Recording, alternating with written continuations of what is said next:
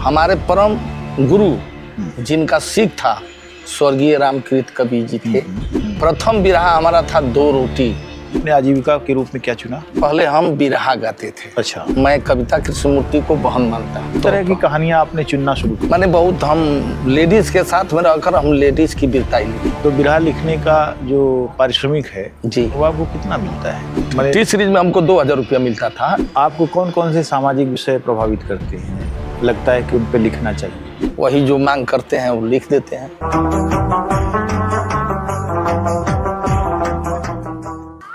मोहनिया शहर के मशहूर बिरहा के कवि ठाकुरदास जी आज हमारे साथ हैं। ठाकुरदास जी के लिखे बिरहे इस समय बाजार में बहुत चल रहे हैं, क्योंकि कई गायक और गायिकाएं उनका बिरहा गा रहे हैं। यूट्यूब पर उनके बहुत सारे बिरहे हैं। ठाकुरदास जी का भी अपना एक संघर्ष है, एक कथा है उनकी।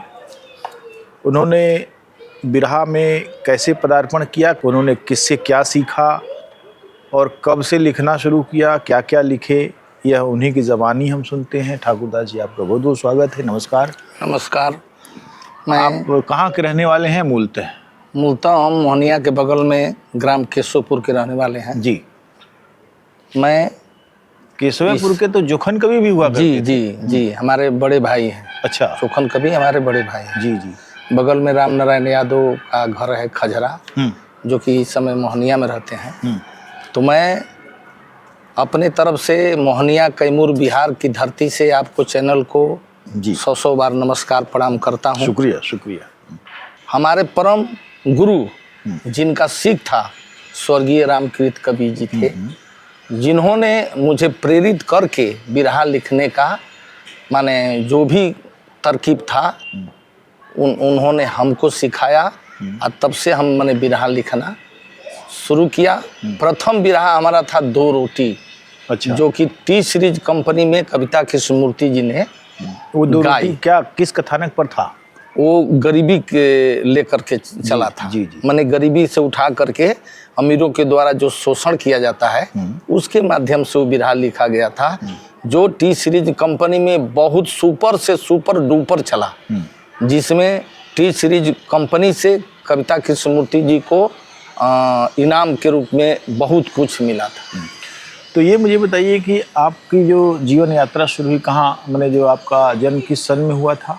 हमारा 1/4/1966 में हुआ था। अच्छा, काफ़ी साल के हो गए। हाँ, 1/4/1966 में हमारा जन्म तिथि है। मैंने 60 होने वाले ही हैं आप। हाँ, 60 होने वाले हैं हम। हाँ। तो फिर शिक्षा दीक्षा हमारा तो मैट्रिक यहीं मोहनिया से हुआ। इंटर सरदार वल्लभ भाई पटेल कॉलेज से। मैट्रिक भी फर्स्ट डिवीजन, इंटर भी फर्स्ट डिवीजन। अरे वाह। बीए भी फर्स्ट डिवीजन। जी जी। ऑनर्स किए। ऑनर्स भी हमारा हिंदी से था। एमए भी हम किए। एमए भी हमारा हिंदी से था। अच्छा। एमए करके जिसमें अलंकार, छंद, रस सब कुछ मैंने उसमें हम लोगों को पढ़ाया जाता है। तो क्या आपको कोई नौकरी मिली? नहीं, नौकरी नहीं मिली। नौकरी की तो बात छोड़िए, हम क बार अप्लाई किए। अप्लाई करने के दौरान क्या हुआ कि पहले डाक से चिट्ठी आता था, उसमें हमारे यहाँ के कुछ सामंती लोग जो कि पोस्टमैन थे वो लोग दबा देते थे चिट्ठी। नहीं मिला। इसके दौरान हमको मास्टर का नौकरी न मिला। टीटी एक बार टीटी का में हुआ था मुजफ्फरपुर में, जो कि वहाँ पर 5000 रुपया केवल मांग किया गया था 1987 में। हम नहीं दे पाए, न हमारा नौकरी हुआ। हाँ। तो फिर बाद में आपने आजीविका के रूप में क्या चुना? आजीविका के रूप में पहले हम बिरहा गाते थे। अच्छा। किस अखाड़े से? जी, हम यही बुल्लू गुरु जी के अखाड़े से बिरहा पत्तू अखाड़े से? हाँ, पत्तू अखाड़े से हम बिरहा गा रहे थे जी। तो उसी दरमियान कविता कृष्णमूर्ति जी हमारे गांव पहुंची। तो मैंने अपना अथक प्रयास, मैंने अपने गुण से जो भी सिखाया, पढ़ाया, बताया, उसके बदौलत मैंने अपना जो कर्तव्य था मैंने उनको पूरा किया। आज तक से मैं कविता कृष्णमूर्ति को बहन मानता हूँ। कविता कृष्णमूर्ति आपके बड़े भाई की भी शिष्या थी? हाँ, शिष्या थी। गुरु थे, जोखन कवि गुरु थे जी। लेकिन हम जितना हमारे समझ से प्रयास करते थे कि नहीं, मैंने पढ़ने में कमज़ोर थी तो एक एक अक्षर भी बताते थे करताल कैसे बजाना है, कैसे क्या करना है, कैसे क्या ड्रिल करना है। इनके साथ में मैं कोरस भी करता था, प्लस हिंट भी दिया करता था, बिरहा भी लिखा किया करता था। सब कुछ माने एकदम तन मन धन से इनके साथ। तो एक तरह से आप बिरहा में ऑलराउंडर की तरह आप आए। हाँ, ऑलराउंडर की तरह। माने मंच पर गायक का जो सहयोग है वो, और साथ ही आप कविताओं की तरफ मुड़े, लिखने लगे। तो लिखने में मेन ध्येय था स्वर्गीय रामकृत कवि जी का। जी जी। उन्होंने हमको प्रेरित करके बिरहा लिखने के लिए मजबूर किए। अच्छा, बिरहा लिखने की जो टेक्निक है जी वो प्राय एक जैसी रहती है। एक जैसी रहती है। लेकिन उसमें क्या खास बात थी जो आपने किया और आपके नाम से वो जाना जाता है? बिरहा माने बिरहा जैसे कि लिखा जाता है। हाँ, जैसे कि पहले भूमिका लिखा जाता है, इसमें नहीं, वो नहीं मैं कह रहा हूँ। मैं कह रहा हूँ कि जैसे टेक्निक एक है, हाँ, लेकिन टेक्निक में बाकी जो चीज भरी जाती है, हाँ, कहानी के तौर पर भरी जाती है। हाँ, तो कहानी के तौर पर कहानी किस तरह की कहानियां आपने चुनना शुरू किया? कहानी पहले मैं वही दो रोटी लिखा था, वो अमीरी और गरीबी के लेकर के लिखा। क्या किसी सच्ची घटना पर थी ये कहानी? सच्ची घटना पर। अच्छा। हाँ, उसमें कुछ कल्पना हम की, जो कहानी रोचक, कभी को छूट तो होनी ही चाहिए। हाँ, और रोचक हो, कहानी को जनता सुने तो अब क्या होगा, अब क्या होगा। हाँ, ऐसा। जैसे कि उसके बाद में हम लिखे एक चूड़ी बनी तलवार, हाँ, कंगन बना कटार, उस चूड़ी बनी तलवार, वो लिखे, बहुत बढ़िया चला जी। एक बिरहा हम लिखे हैं जो कि 5 लाख 6 लाख तक माने व्यूज गया। हाँ, जी जी जी। हाँ, वो लिखे हम हिंदुस्तानी दुल्हा पाकिस्तानी दुल्हा। अच्छा। माने बहुत हम लेडीज के साथ में रहकर हम लेडीज की वीरताई लिखे हैं।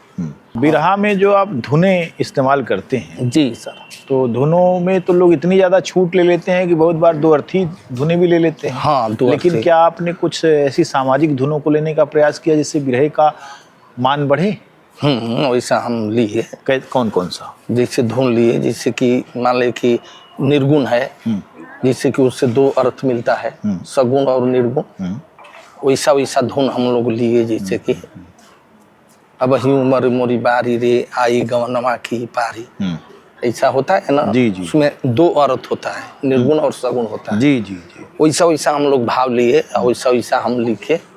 हाँ। तो अब तक कितना बिरहा आप लिख चुके हैं? बिरहा हम कम से नहीं तो 150 से 200 हमारा टी सीरीज, LTC, रामा, जयंती कंपनी में जी। इस तरह माने ऑर्डिनरी कंपनी में तो बहुत कुछ हुआ है। तो बिरहा लिखने का जो पारिश्रमिक है जी, वो आपको कितना मिलता है? जो समझ में आता है गायक देते हैं, मैं मांगता नहीं हूँ किसी से। नहीं, जैसे मान लीजिए आप टी सीरीज में हमको 2000 रुपया मिलता था टी सीरीज में। हाँ, कविता की स्मृति बिरहा गाती थी, एक बाद में हमको दूसरा बिरहा लिखना होता था तो मैं बिरहा लिख देता था। अच्छा, तो उतना समय में। जी जी जी जी। ये जो अभी सामाजिक विषय हैं बहुत सारे जी, आपको कौन कौन से सामाजिक विषय प्रभावित करते हैं, लगता है कि उन पर लिखना चाहिए? जैसे कि दंगा फसाद हो गया, ये सामाजिक चीज है। जैसे कि बलात्कार हो गया, अपहरण हो गया, चाहे दहेज प्रथा में हो गया, तो इसे हम एक के कड़ा कांड लिखे थे ही बगले का, जो अपने बाप अपने बेटी को ही, अपने नाती को ही काट डाला। अच्छा, संपत्ति के लिए? वो संपत्ति के लिए नहीं, द्वेष में। अच्छा, वो माने मनमाही शादी कर ली, मनमाही शादी कर ली तो इसकी द्वेष हो गया, द्वेष के चलते अपने अच्छा बेटी को, दामाद को गोली मार दिया, ऐसे ऐसे। तो ऐसा ऐसा माने कहानी मिल जाता है रोचक की जनता को बढ़िया लगे। जैसे गुड्डन कांड लिखे थे आजमगढ़। अच्छा, हाँ। जैसे बेरोजगारी जैसी समस्याएं जो है कभी आपको प्रभावित करती हैं? कहाँ बेरोजगारी प्रभावित करती है? तो क्या लिखा आपने उस पर? बेरोजगारी पर अभी हम नहीं लिखे। अच्छा, अभी हम कोई कहानी आप बना नहीं पाए? नहीं बना पाए हैं। इतने लोग सुसाइड कर लेते हैं, इतने अभी बिहार में छात्रों पर लाठियां चली, इस पर नहीं लिखा। कभी आपको लगा कि इस पर लिखना चाहिए? हाँ, नहीं चाहिए, लिखना चाहिए, लेकिन इस पर इतना ही राजनीति का जो माहौल है। नहीं तो आप क्या डरते हैं? नहीं, डरते नहीं है, लेकिन राजनीति का माहौल है, कोई कुछ कहता है, कोई कुछ कहता है। एक देखिए, पाठ बनाना पड़ता है अपना। आप अगर अपना पाठ नहीं बनाएंगे तो दूसरे का पाठ कहते रहेंगे। तो मुझे लगता है अपना पाठ बनाना जरूरी है। जैसे किसानों का मामला है, किसान हर तरफ से परेशान है, उसकी ज़मीनें छीनी जा रही हैं, उसको खाद नहीं मिल पा रही है, पानी नहीं मिल पा रही है, या बिजली का बिल इतना ज़्यादा आ रहा है, फिर वो अपने बच्चों को पढ़ा नहीं पा रहा है, बैंक से कर्जा है तो वसूली के लोग उसको परेशान कर रहे हैं, हर तरह से उसकी तरफ उसके ऊपर बादल गहराए। जुर्म था। कभी आपको लगता है कि वहाँ से कहानी निकालनी चाहिए? निकालनी चाहिए। आपने दो रोटी जैसी बड़ी महत्वपूर्ण कहानी पर बिरहा लिखा, लेकिन किसानों को लेकर आपका क्या सोच है? किसानों के लिए अभी तो हम नहीं लिखे, लेकिन कवि जी ये समय है, लिखने का समय आपकी मांग करता है आपसे कि आप खाली पैसा मत कमाइए अगड़म बगड़म लिख के। हाँ, सही बात। उनकी तरफ, अन्नदाताओं की तरफ भी करिए जो अन्न के दाता तो हैं जी सर, लेकिन वो क्या परेशानी में है, किस परेशानी में है, इसको कोई नहीं जानना चाहता। महिलाओं को लेकर आपका क्या रवैया है, किस तरीके से? महिलाओं पर जुल्म होता है उस पर हम लिखते हैं। महिलाओं पर जुल्म होता है तो आप लिखते हैं। गरीबों पर जुल्म होता है उस पर हम बिरहा। जी जी जी। तो अभी क्या भविष्य लग रहा है आपको, लिखने का भविष्य? लिखने का भविष्य तो अब उम्र के चलते वही जो मांग करते हैं वो लिख देते हैं। अच्छा, माने डिमांड के आधार पर सप्लाई है? सप्लाई है। तो जैसे कि कविता जी ने अभी 6 बिरहा हम कराए, तो लोग मांगे कि ऐसा ऐसा ऐसा चाहिए तो हम उस पर लिखे। अच्छा कवि, ये मुझे बताइए कि क्या कभी आपको ये लगता है कि आपके मन में एक पीड़ा है, उसको भी मुझे ढालना चाहिए कविता में? क्या पीड़ा है और कैसे ढालते हैं आप?